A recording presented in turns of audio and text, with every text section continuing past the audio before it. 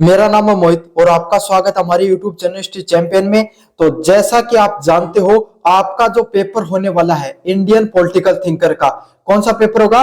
भारतीय राजनीतिक विचारक से संबंधित आपका जो पेपर होने वाला है, उससे संबंधित कंप्लीट महत्वपूर्ण प्रश्न बताऊंगा। मैं जो इंपॉर्टेंट क्वेश्चन बताता हूं, लगभग 80% प्रश्न ऐसे के ऐसे आने के चांसेस रहते हैं एग्जाम में, और अभी भी आएंगे, बता रहा हूं मैं आपको। साथ के साथ फ्री में नोट्स कहां पर मिलेंगे वो भी बताऊंगा। एग्जाम पैटर्न क्या आपको कैसा रहेगा वो बताऊंगा। सारे के सारी चीजों आप इसके अंदर डिस्कस करेंगे। बस आपको क्या करना है, वीडियो को पूरा देखना है भाई। समझ में आ गया? फ्री में क्लास कहां पर मिलेगी वो भी आपको इसी क्लास के अंदर बता दिया जाएगा। तो चलिए बच्चों, शुरू करते हैं क्लास को। लेकिन क्लास को शुरू करने से पहले सभी बच्चों से रिक्वेस्ट करना चाहूंगा कि भाई चैनल को जरूर से सब्सक्राइब कर दो। क्या कर दो? चैनल को जरूर से सब्सक्राइब कर दो। आपका एक सब्सक्राइबर है ना, आपका एक सब्सक्राइबर मेरे लिए बहुत ज्यादा इंपॉर्टेंट है। एक एक सब्सक्राइबर मेरे लिए बहुत ज्यादा इंपॉर्टेंट है। तो आप जो वीडियो देख रहे हो सब्सक्राइब कर दो। आपके लिए फायदेमंद इसीलिए है, जो भी क्लास डालता हूं ना, जो भी वीडियो क्लास डालूंगा, मास्टर क्लास डालूंगा, मास्टर क्लास से पूरा पेपर ऐसा कैसा था आपको नोटिफिकेशन मिल जाएगा। दबा दो वही सब्सक्राइब वाला बटन, पैसे थोड़ी लगते हैं, फ्री में तो होता है आपके सामने। कर दो सब्सक्राइब। साथ के साथ कोने में जो व्यू प्रोडक्ट वाला ऑप्शन दिखाई दे रहा है, कोने में जो व्यू प्रोडक्ट वाला ऑप्शन दिखाई दे रहा है, इस पे क्लिक करके अगर कोई भी प्रोडक्ट खरीदोगे फ्लिपकार्ट या मित्रा से, सबसे ज्यादा डिस्काउंट आपको देखने को मिलेगा। तो जाइए और जाकर आपके सामने कोई प्रोडक्ट खरीदना चाहते हो खरीद लीजिए। समझ में आ गया? चलिए शुरू करते हैं आपके सामने। सबसे पहले अपन डिस्कस करेंगे एग्जाम पैटर्न को। किसको भाई? एग्जाम पैटर्न को डिस्कस करेंगे। एग्जाम पैटर्न आपका कुछ इस प्रकार से आता है। पेपर आपका देखने को मिलता है कितने नंबर का भाई? 100 नंबर का। कितने नंबर का पेपर देखने को मिलता है भाई? 100 नंबर का पेपर देखने को मिलता है। और पास होने के लिए कितने नंबर चाहिए होते हैं? 40 अंक आपको पास होने के लिए चाहिए होते हैं। इस बार सेम ही पेपर आता है, नॉन कॉलेज और रेगुलर का। ऐसा ही आज के समय पैटर्न देखने को मिल रहा है। सबका सेम पेपर है, 100 नंबर का, और 40 नंबर का आपको पास होने के लिए आपके सामने चाहिए होते हैं पेपर। समझ में आ गया? अब पेपर का कितने भागों में बटा रहता है? पेपर आपका 3 भागों में बटा रहता है।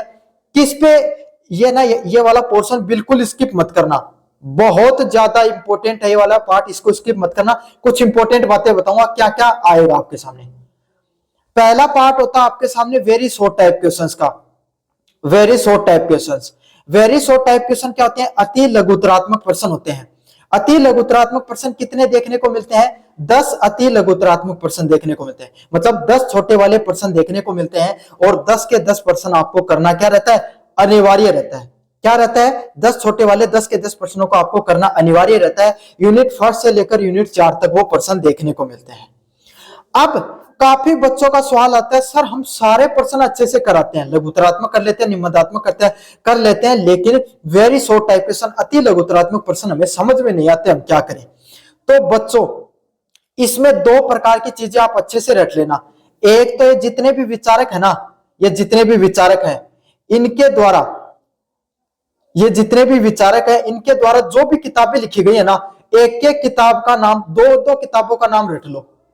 शुक्र के द्वारा कौन सी लिखी गई है, प्लेटो के द्वारा कौन सी लिखी गई है, भीमराव अम्बेडकर के द्वारा, तिलक के द्वारा, गांधी जी के द्वारा, 3-4 आपके सामने फेमस हैं। इनके द्वारा जो जो 2-2 किताबें लिखी गई, नाम रख लो भाई, आएगा एग्जाम में, अभी लिख के दे रहा हूं आपको। समझ में आ गया? अच्छे से याद कर लेना। दूसरी बात, इनके द्वारा कौन सी संस्था खोली गई? भीमराव अम्बेडकर के द्वारा कौन सी संस्था खोली गई, आपके सामने बाल गंगाधर तिलक के द्वारा कौन सी संस्था खोली गई है ना, उनके द्वारा कौन सी संस्था खोली गई, उससे संबंधित प्रश्न जरूर से देखने को मिलेगा। ये 2 टाइप के प्रश्न आपको 3 से 4 नंबर दिलाकर जाने वाले हैं। समझ में आ गया आपको अच्छे से? तो ये 2 टाइप की चीजें अच्छे से याद कर लेना। अगले वाला है आपके सामने, बाकी तो मैं पढ़ाता हूं, मास्टर क्लास लेता हूं, उसमें सारी चीजें रिवाइज हो जाती हैं आपकी, है ना। 10 प्रश्न आएंगे, प्रत्येक प्रश्न 2 अंक का देखने को मिलता है, और 20 अंक आपको इसमें टोटल हो जाते हैं। और उत्तर 1 से 2 लाइनों में देना, इससे ज्यादा उत्तर आपको बिल्कुल भी नहीं देना होता है। समझ में आ गया? काफी बच्चे 5-5 पन्ने भर जाते हैं, बिल्कुल नहीं करना है, 1 से 2 लाइनों में उत्तर करना है इसका। फिर आपके सामने अगर अपन आगे बढ़े, फिर अगले वाला पार्ट आता है शॉर्ट टाइप क्वेश्चंस को। स्किप मत करो, पूरा देखो। कुछ छोटी छोटी बातें वो मैं बताऊंगा आपको जो बहुत महत्वपूर्ण है। शॉर्ट टाइप क्वेश्चन क्या होता है आपके सामने? लघुतरात्मक प्रश्न आते हैं। हर यूनिट से 2 प्रश्न देखने को मिलेंगे। क्या देखने को मिलेंगे? यूनिट 1 से 2 प्रश्न, यूनिट 2 से 2%, यूनिट 3 से 2% और यूनिट 4 से 2%, दोनों पर्सन अथवा में रहते हैं। समझ में आ गया? उसमें से कोई एक पर्सन आपको चूज करना पड़ता है। क्या करना पड़ता है? एक चूज करना पड़ता है। इस प्रकार से आप क्या करते हो? 4% करते हो। यूनिट 2 में अथवा में 2% है, 1% किया। यूनिट 2 में से 1% किया, यूनिट 3 में से 1 किया और यूनिट 4 में से 1 किया। समझ में आ गया? प्रत्येक पर्सन कितने नंबर का रहता है भाई? 10 नंबर का रहता है। इस प्रकार से इनका अंक भार कितने का रहता है? 40 नंबर का अंक भार रहता है। कितने नंबर का रहता है? 40 नंबर का अंक भार देखने को मिलता है। इतना आपको अच्छे से समझ में आ गया? प्रश्नों को करने के लिए आपको 150 शब्द लिखने होते हैं। 150 पद, आगे का आपके सामने और पीछे का आधा इतना कर लो तो भी नफ है, आगे पीछे का ये कर लेते हो तो भी नफ है। सो इससे ज्यादा नहीं करना है। आगे का और पीछे का आधा इतना ही आपको भरना होता है। इसमें समझ में आ रहा है आपको अच्छे से? इनमें कौन से प्रश्न आएंगे? इनमें प्रश्न आपके सामने कैसा देखने को मिलेगा? ऐसे देखने को मिलेगा आपके सामने जो किस प्रकार का, जैसे कौटिल्य का सप्तांश सिद्धांत बताइए, इस प्रकार का प्रश्न। समझ में आ गया? गांधी जी का ट्रस्टशिप का सिद्धांत बताइए। सिंगल प्रश्न देखने को मिलेगा। जैसे मैं आपको एक उदाहरण देके बताऊं, जैसे आपके सामने प्रश्न दिखाई दे रहा है, राज्य की आपके सामने प्रकृति, उत्पत्ति और प्रकृति के कार्यों पर मनु के विचार देखें, तो इसमें ऐसे ये उत्पत्ति के बारे में प्रश्न नहीं आएगा। इसमें प्रश्न कैसे आएगा? राज्य की प्रकृति के बारे में, मनु के विचारों के बारे में बताइए। सिंगल प्रश्न देखने को मिलता है। समझ में आ गया? सिंगल पर्सन देखने को मिलेगा। मंडल सिद्धांत, इस प्रकार से एक एक पर्सन देखने को मिलेगा। समझ में आ गया? तो जो मैं इंपॉर्टेंट क्वेश्चन देता हूं उसमें क्या आपके सारे कॉन्सेप्ट रिवाइज हो जाते हैं, तो इस पर टेंशन लेने की आपको जरूरत नहीं। अब काफी बच्चे आपके सामने कहते हैं सर सेम टू सेम नहीं आया पर्सन हमारा तो। अरे बेटा सेम टू सेम ऐसे थोड़ी कि अक्षर से अक्षर मिलाना होता है। वो मंडल सिद्धांत को और तरीके से पूछ सकता है, पर्सन वही रहता है जो मैं करवाता हूं। समझ में आ गया? अब आपके सामने अगले वाले पर्सन आते हैं लॉन्ग टाइप क्वेश्चन। कौन से? निबंधात्मक प्रश्न। कौन से वाले प्रश्न आते हैं भाई? निबंधात्मक प्रश्न आते हैं। निबंधात्मक प्रश्न आपको 4 प्रश्न आते हैं, उसमें से कोई 2 करने होते हैं, है ना? 2 प्रश्न आपको करने होते हैं, मतलब चारों यूनिट से एक एक प्रश्न देखने को मिलेगा। कोई 2 प्रश्न करने होते हैं। 2 प्रश्न आपके सामने 20, एक प्रश्न 20 नंबर का, इस प्रकार से 40 नंबर का वेटेज देखने को मिलता है। अब आपको थोड़ा सा दिमाग लगाओ वहां पे एक बात। अब मैं आपको छोटी सी ट्रिक बताता हूं, जो बच्चे ने इस पोर्शन को स्किप किया ना उसका बहुत नुकसान होने वाला है। निबंधात्मक प्रश्न में 2 से 3 चीजें जुड़ी रहती है भाई आपके सामने। जैसे प्रश्न को ये पूछा जाएगा महात्मा गांधी के जो ट्रस्टशिप का सिद्धांत बताइए, या फिर उनके प्रमुख आंदोलनों के बारे में बताइए। कुछ इस प्रकार से प्रश्न देखने को मिलता है। इसमें 2 से 3 पॉइंट होते हैं, वो कराऊंगा तब आपको समझा दूंगा मैं कैसे करना होता है प्रश्न को। अब एक ट्रिक बताता हूं आपको। निबंधात्मक प्रश्न है ना, मात्र 2 करने और 40 नंबर आपको दिलाकर जाएंगे। समझ में आ गया? लघुतरात्मक प्रश्न आपके सामने कितने? 4 प्रश्न करने पड़ेंगे। 20 आपको कितने नंबर दिला के देंगे? 40 नंबर दिला के जाएंगे, लेकिन 4 प्रश्न आपको करने होते हैं। चारों यूनिट को पढ़ना होता है। निबंधात्मक में 2 यूनिटों को आपको अच्छे से पढ़ना होता है। तो अब आपको क्या ट्रिक निकालनी है? ट्रिक बताता हूं आपको। 2 यूनिट है ना, 2 यूनिट, इनको तो कस के पढ़ लो। 2 यूनिट में तो जो जो प्रश्न बता रहा हूं ना, रट दो, चाप दो उनको, है ना? और जो पीछे की 2 यूनिट बचे उनको थोड़ा हल्का लेकर चलो। हल्का हाथ भी मार लोगे तो भी पास हो जाओगे, अच्छे अंक ला जाओ। ये उनके लिए नहीं जो ऐसे सोचते हैं कि 80% अंक लाना चाहता हूं, उनके लिए ट्रिक नहीं है। ये उन जैसों के लिए जो हमारे जैसे रात दिन पढ़ाई करते हैं, उन बच्चों के लिए। समझ में आ गया? उनके लिए 2 यूनिट को तो खींच के पढ़ लो, और 2 यूनिट को हल्का छोड़ के चले जाओगे ना तो भी काम चल जाएगा आपका। समझ में आ गया? ये ट्रिक किसी को बताने नहीं है, आपके सामने सिर्फ यूनिवर्सिटी चैंपियन में सबसे पहले मैंने बताई है। बाकी मैं ये कभी नहीं कहता हूं कि पढ़ाई आप अच्छे से मत करो भाई, मेरी तरफ से तो आप अच्छे से पढ़ो, लेकिन भाई कहीं का बालक जो कंपटीशन की भी तैयारी करे, जिनको साथ कंपटीशन भी आ रही है। एक बच्चे का मैसेज आया था मेरे पास, सीपीयू का मेंस है सर, तो उस वाले बच्चों के लिए ये वाली ट्रिक है। समझ में आ गया? अब इंपॉर्टेंट क्वेश्चनों की तरफ बढ़ते हैं। चलिए शुरू करते हैं आपके सामने पहले प्रश्न की तरफ, यूनिट नंबर 1 से। पहला प्रश्न है, examine Manuj view on the origin, nature and function of state. प्रश्न को समझाऊंगा, कैसे करना है उसका तरीका समझाऊंगा। वीडियो लंबा हो सकता है, पूरा देखना, आपको बहुत काम आएगा, है ना? राज्य की उत्पत्ति, कोई भी राज्य है वो मनु के अनुसार उसकी उत्पत्ति कैसे हुई, उसकी प्रकृति कैसे होती है और उसके कार्य कैसे होते हैं, उसके बारे में आपको मनु के विचारों के बारे में बताना है। प्रश्न लिखना शुरू करोगे आप। सबसे पहले आपने मनु है, मनु की जो किताब का नाम उसका आपको बताओगे, मनुस्मृति उनका नाम है। समझ में आ गया? उसमें उन्होंने बताया कि राज्य की उत्पत्ति कैसे होती है, आपके सामने ईश्वर के द्वारा होती है। समझ में आ गया? फिर उत्पत्ति के बारे में कम से कम आप आधा पेज लिखो। समझ में आ गया? कम से कम आधा पेज आपको लिखना होता है इसके राज्य की उत्पत्ति पे। मनु के विचार हेडलाइन डालो और फिर उस पर कम से कम आधा पेज लिखो। पैराग्राफ में नहीं लिखना है, पैराग्राफ में आप भाई अलग अलग चॉइस होती है, जो बच्चा पैराग्राफ में लिखना चाहता ना तो उसको 4 लाइन का एक पैराग्राफ बनाओ, फिर अगला 4 लाइन का एक पैराग्राफ बनाओ, फिर 4 लाइन का एक पैराग्राफ बनाओ, कुछ इस तरीके से करो आपके सामने। या फिर इससे अच्छा आप पॉइंट वाइज भी बना सकते हो। ये पर्सन तो पॉइंट वाइज बनाने वाला नहीं है, लेकिन बनाना चाहो तो बना सकते हो। हाँ, फिर उनकी प्रकृति, राज्य की प्रकृति कैसी होती है इसके बारे में आपको बताना है। तो प्रकृति के बारे में बताना है तो भाई मैं आपको पहले बता देता हूं, ये पर्सन आपको पॉइंट वाइज बनाकर आना है। कैसे बना के आना है? राज्य की प्रकृति से संबंधित पर्सन आएगा, लघुत्तरात्मक में आएगा, ये पहले बता रहा हूं, है ना। तो आपको पॉइंट वाइज बनाना है, कम से कम 10 पॉइंट इसके बना देने हैं। देवीय सिद्धांत है ना, इसके अंदर आपके सामने कैसे न्याय की बारे में बात की गई है, कैसे वर्ण की बात की गई है मनु के द्वारा, सारे धीरे धीरे आपके सामने पॉइंट वाइज बनाओ। अगर पैराग्राफ बनाना चाहते हो तो पहले लिखो मनु के, आपके सामने मनु का देवीय प्रकृति को बताना, राज्य को, मनु के आपके वर्ण व्यवस्था को बताना, पॉइंट बनाओ, काले पेन से पॉइंट बनाओ, फिर आपके सामने लिख कर आओ। समझ में आ गया? इस प्रकार से प्रश्न को करके आना है, तभी आप इस प्रश्न में अच्छे अंक प्राप्त कर पाओगे। इंग्लिश मीडियम वालों के लिए, examine the Manuj view on the origin, nature and function of state. आपको एग्जामिन करके बताना है मनु के क्या विचार रहे स्टेट के, कोई भी राज्य के ओरिजिन में, उसके नेचर में और उसके फंक्शन में, इसके बारे में आपको विस्तार से बताना है। चलिए भाई अगले वाले प्रश्न की तरफ बढ़ते हैं। क्रिटिकली एलिवेट द मनुज contribution to the political thought. भारतीय राजनीतिक चिंतन में मनु के योगदान की आलोचनात्मक चिंतन कीजिए। बढ़ाई भी करो और थोड़ो नुकसान भी करो। ये प्रश्न चाहे तो भाई थारकन टाइम है तो ये प्रश्न पढ़ लियो ना, ही यो प्रश्न सब ज्यादा मोस्ट इंपोर्टेंट है। अभी था लिख के दू यो ही प्रश्न देखने मिलेगा, ये प्रश्न का आने का कम चांस है। लेकिन जी बालकन टाइम है, जो बच्चा पढ़ना चाहता है पढ़कर जाएगा भाई, और जो बच्चा सिर्फ 2 यूनिट तैयारी करें पढ़ जाए, पहले बता दू था मुंह बिलाओ से लेके आऊंगा कि मार तो पढ़ाएगा माए को नहीं, है ना। अगले वाला आपके सामने प्रश्न, क्या प्रश्न है? Examine the Kautilya's Mandal theory and its relevance to the international relation. लिख लो लिख लो, यह आएगा प्रश्न मंडल सिद्धांत वाला, चाहे लघुत्तरात्मक में आए चाहे निबंधात्मक में आए, आएगा। और प्रश्न अगर लघुत्तरात्मक में आएगा तो ऐसे आएगा, कौटिल्य के मंडल सिद्धांत के बारे में व्याख्या कीजिए, और निबंधात्मक में आएगा तो पूरा प्रश्न आएगा। समझ में आ गया आपको अच्छे से? कौटिल्य की मंडल सिद्धांत है, उसके बारे में बताना क्या था। कौटिल्य आपको पता है ना, चाणक्य के नाम से उनको जाना जाता था, और जो चंद्रगुप्त के आपके सामने राज्य में क्या थे, वित्त मंत्री थे, उन्हीं की सहायता से उन्होंने क्या किया था भाई, चंद्रगुप्त मौर्य को राजा बनाने काम किया था। तो उस समय राजा का क्या कार्य हुआ करता था? एक राजा है, उसके नीचे कितने लोग काम करते थे? राजा हो गया, मंत्री हो गया, आपके सामने उनकी जो सेना किस प्रकार से होनी चाहिए और प्रजा किस प्रकार से होनी चाहिए, मंडल सिद्धांत है। बहुत ज्यादा मोस्ट इंपोर्टेंट पर्सन है भाई आपके सामने, ये पर्सन आएगा, इसको मोस्ट लगाकर दे रहा हूं, पढ़ लेना। ऐसा का ऐसा देखने को मिलेगा आपके सामने, शॉर्ट टाइप में मंडल सिद्धांत, लॉन्ग टाइप में पूरा का पूरा पर्सन आपको देखने को मिलेगा।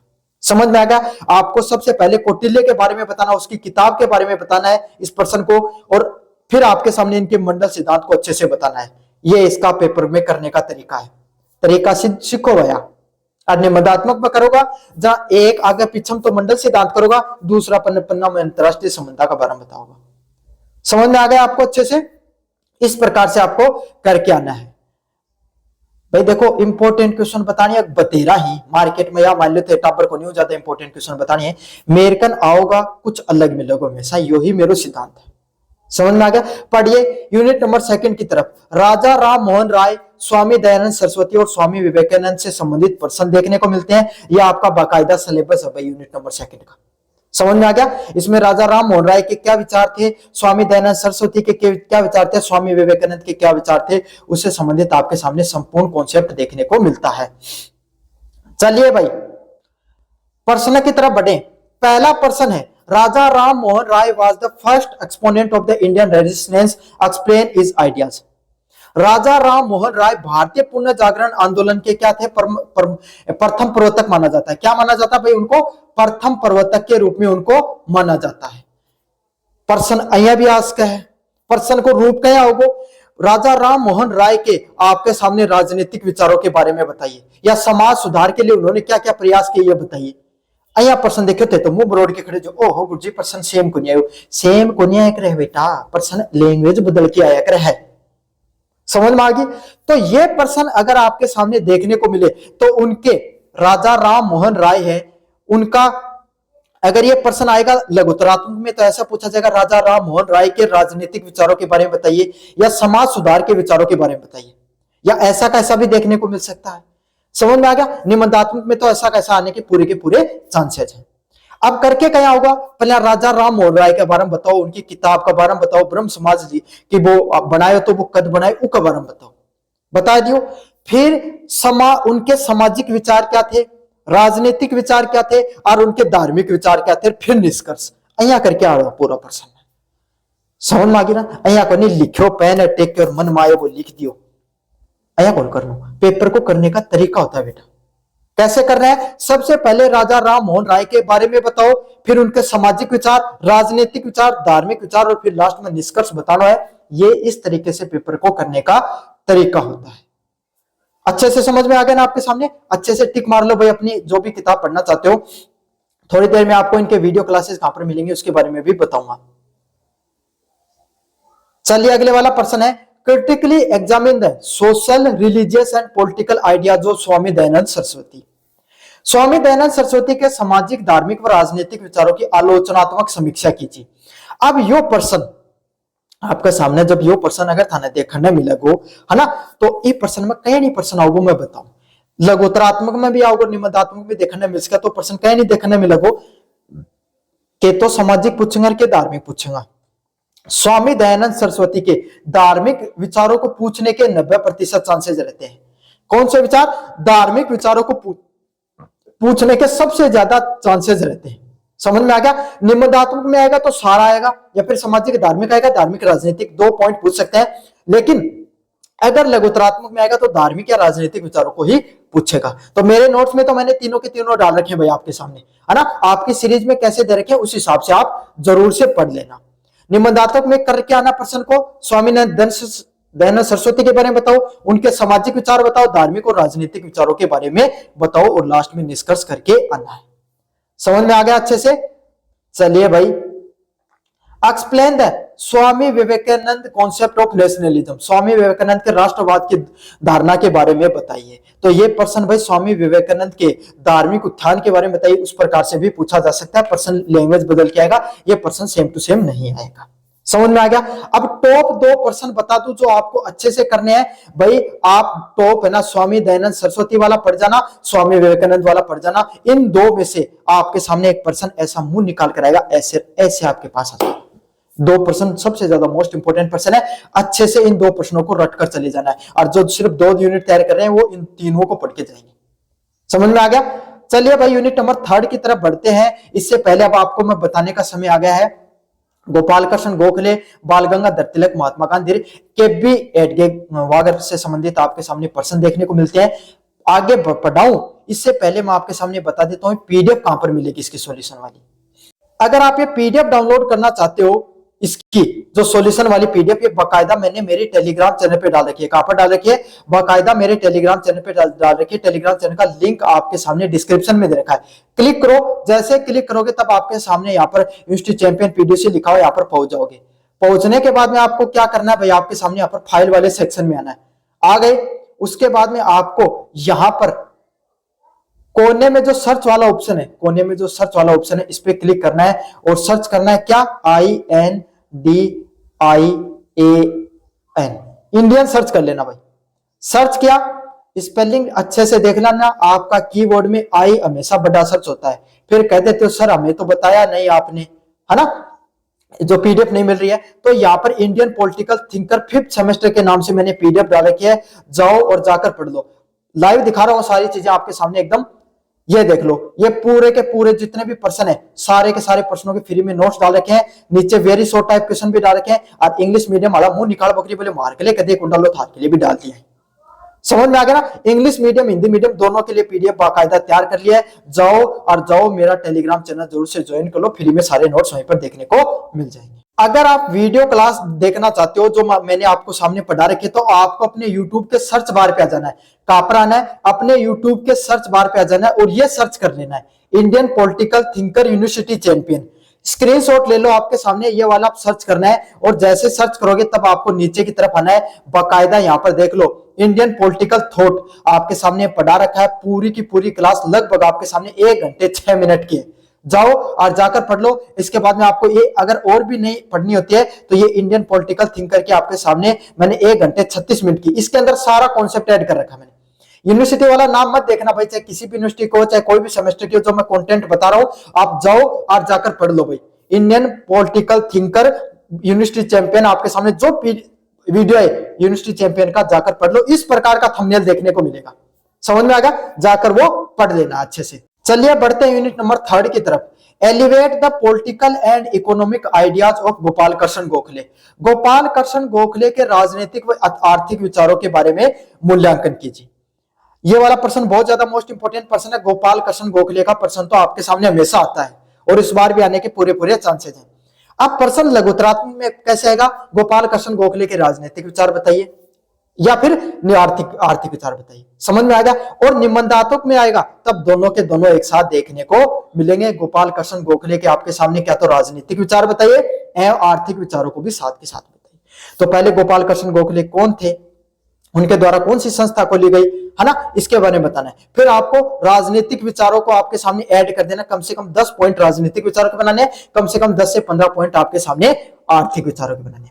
अब देखो पॉइंट वाइज बनाओ को फायदा क्यों है, एक तो था ना ज्यादा सोचना कौन पड़े, खूबसूरत को खूबसूरत लगे और ज्यादा राम कहानी लिखने की जरूरत कौन पड़े। जो बच्चा पढ़ के जा रहे ना वह पॉइंट वाइज बनाओ, और आपके सामने जो बच्चा थोड़ा ज्यादा कम ज्ञान हुआ मैं क्या को बनाना था ना पैसेज वाइज लिख के आना, पैराग्राफ वाइज। क्यों पैराग्राफ में हम थोड़ा राम कहानी भी लिख सका, पॉइंट वाइज में एकदम सही चीज लिखनी पड़े। तो था जो पर्सन डंगू आवे ना वो पर्सन ने पॉइंट वाइज बनाया करो हमेशा, और जो पर्सन अब था ना कम आवे उन पैराग्राफ वाइज बनाया करो, समझ में आ गया ना, ताकि ज्यादा नंबर मिल सके।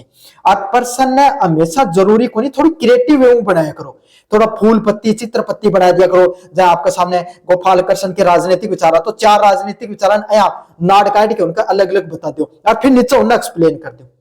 यो भी एक तरीका है। मास्टर देखो कि टाबर तो अलग करो कि ज्ञान तो है ना। तो इस प्रकार से थोड़ा क्रिएटिव ऐसे करके आया करो ताकि आपको अच्छे खासे नंबर मिल सके। कम भी लिखना पड़ेगा, ज्यादा नंबर भी लेके आओगा। अगले वाला प्रश्न आपके सामने, explain the Bal Gangadhar Tilak concept of Swaraj and its method. Bal Gangadhar तिलक के स्वराज की अवधारणा एवं इसे प्राप्त करने के साधनों को समझाइए। मतलब बाल गंगाधर तिलक के द्वारा जो स्वराज को प्राप्त करने के लिए कौन कौन से साधन बताए थे उसके बारे में आपको बताना है। बहुत ज्यादा मोस्ट इंपोर्टेंट पर्सन है, समझ में आ गया। सेम टू सेम ही देखने को मिलेगा, चाहे आपके सामने लॉन्ग टाइप में आए चाहे शॉर्ट टाइप में आए। ये पर्सन को आपके सामने बाल गंगाधर तिलक के राजनीतिक विचारों के बारे में बताइए, ऐसे भी देखने को मिल सकता है, समझ में आ गया। तो इस तरीके से ये प्रश्न देखने को मिलेगा, आपको इसको अच्छे से निपटा कर आ जाना है। अगले वाला है examine Mahatma Gandhi idea of Satyagraha truth and non violence. Mahatma Gandhi का सत्याग्रह सत्य व अहिंसा संबंधित विचारों को विवेचना कीजिए। यह प्रश्न ऐसे भी पूछा जा सकता है, प्रश्न ऐसे भी पूछा जाएगा महात्मा गांधी के ट्रस्टशिप का सिद्धांत के बारे में बताइए। मोस्ट इंपोर्टेंट प्रश्न है भाई, आपके सामने बहुत बार एग्जाम में देखने को मिलता है और अब की बार भी आने को पूरा संभावना है। समझ में आगे कौन कौन सा प्रश्न इनमें से इंपॉर्टेंट है, ये दोनों पढ़ जाए, दोनों मोस्ट इंपोर्टेंट है, हमें दोनों में लगभग प्रश्न थारे देखने मिलेगा। समझ में आगे अच्छे से आपके सामने भाई टिक मार लो इनको।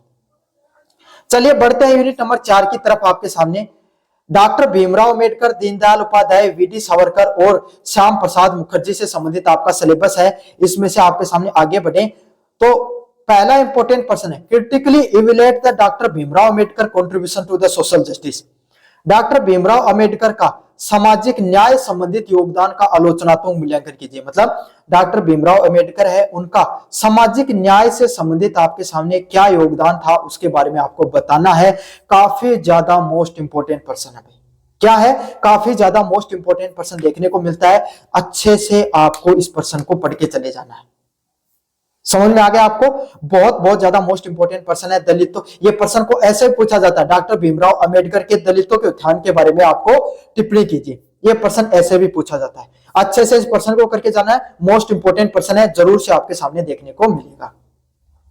अगले वाले पर्सन की तरफ बढ़ते हैं। आपके सामने explain the Pandit Deendayal Upadhyay concept of integration humanism. Pandit Deendayal Upadhyay के एकात्म मानववाद की अवधारणा के बारे में समझाइए। मतलब पंडित दीनदयाल उपाध्याय ने एकात्मक मानववाद के बारे में क्या बताई थी, उनकी क्या अवधारणा थी, उसके बारे में आपको विस्तार से बताना है। काफी ज्यादा मोस्ट इंपोर्टेंट प्रश्न है, अच्छे से पढ़ना, अच्छे से पढ़ना, बार बार कह रहा हूं, आएगा ये प्रश्न। समझ में आ गया? चाहे लघुतरात्मक में चाहे निबंधात्मक में देखने को मिले, सेम ही प्रश्न देखने को मिलेगा। अगला, वीर सावरकर के आपके सामने, discuss the political ideas of contribution of V D Savarkar. Shyama Prasad Mukherjee को स्किप करके चले जाना, सिर्फ आपके सामने वीर सावरकर के राजनीतिक विचारों के बारे में आपको विस्तार से बताना आपके सामने अच्छा प्रश्न है, पढ़कर चले जाना। चलिए भाई, आपके सामने ये प्रश्न थे इंडियन पॉलिटिकल थिंकर से, पहले मैंने पढ़ा दिया है। कैसा लगा आपको वीडियो बताना, चैनल को जरूर से सब्सक्राइब कर देना। धन्यवाद।